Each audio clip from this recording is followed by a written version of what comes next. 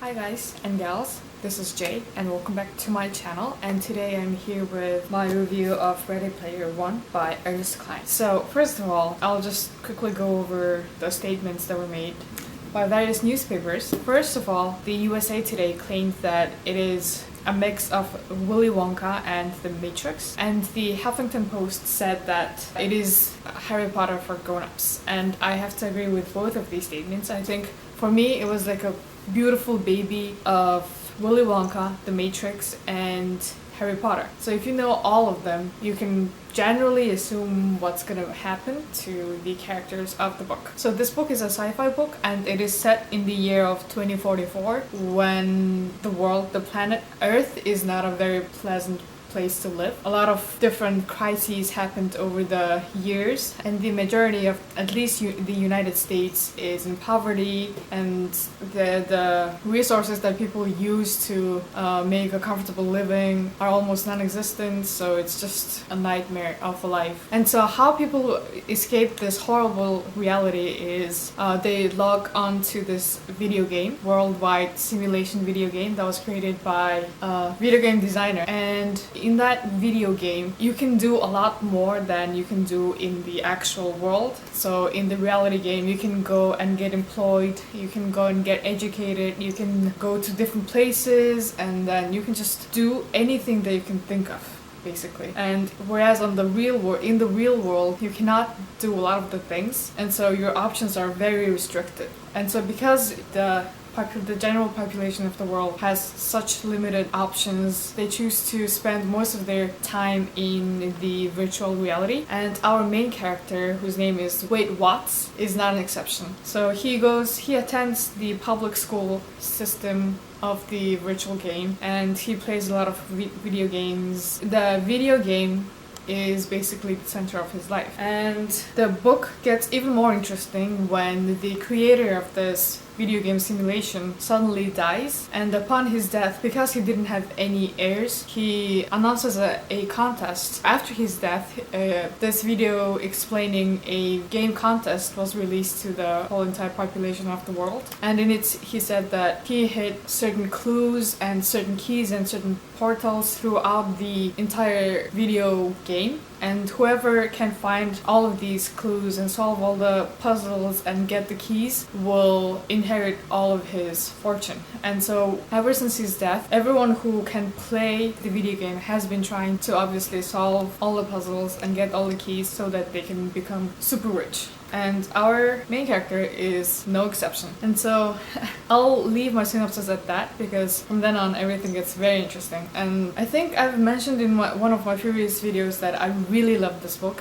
and that is true. The story is very gripping, the writing is really good, and the characters are very identifiable. And so reading this book has been a major pleasure for me. And some of you guys who watch booktube videos in general might know that a couple of years ago this book was a huge thing on booktube, and that's when I first heard of it. And because a lot of the people that I watch on booktube were reading it and saying good things about this book, I decided to buy it, but then I decided to put it off for whatever reason, and I picked it up only now.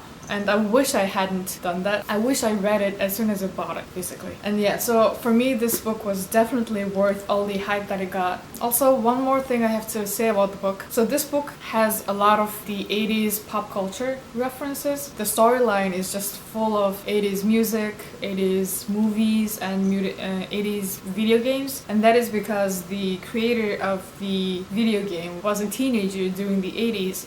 And he really loved everything that he experienced as a teenager, that he decided to recreate a lot of the things he loved. And so when you log into the video game, you can run into, some scenes from the 80s movies, or like you can download the 80s music. But what I do want to say is that you don't have to know anything about 80s culture to understand it, because everything that you have to know about the references is already mentioned in the book. So if you don't know anything about it, you might be thrown off a bit, but it's not that confusing to the point where you just want to put the book down. And so don't be scared that you might not understand things. And even if you don't understand things, you can just Google it. Okay, in general, as I said before, I loved this book. The only thing that slightly irritated me was the fact that this one character, I'm not gonna say who, was kind of, I felt like that character got a lot of the, minority identity traits. And if you read this book, you will find out who I'm talking about. And I think in general, I really do appreciate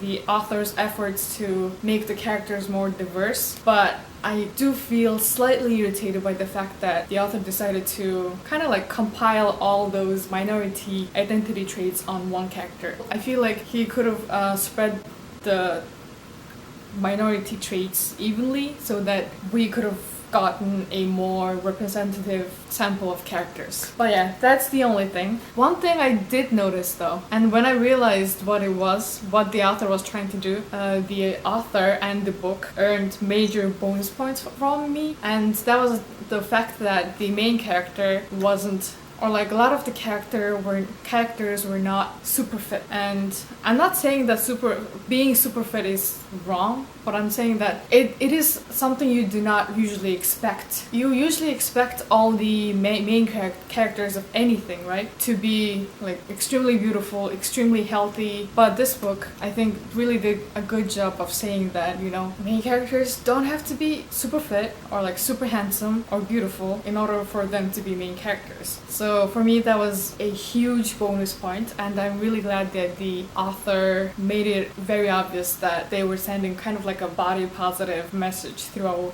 his main character.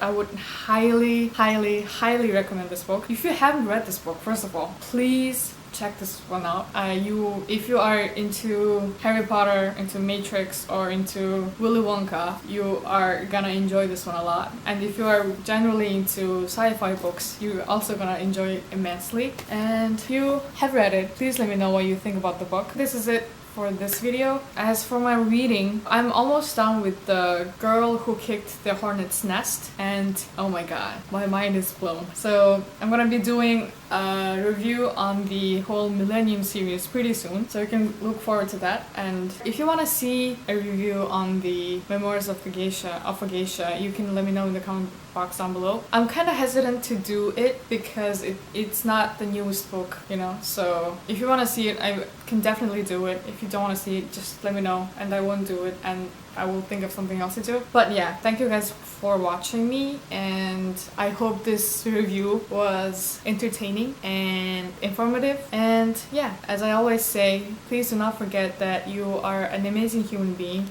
beautiful inside and out, and see you in my next video. Bye!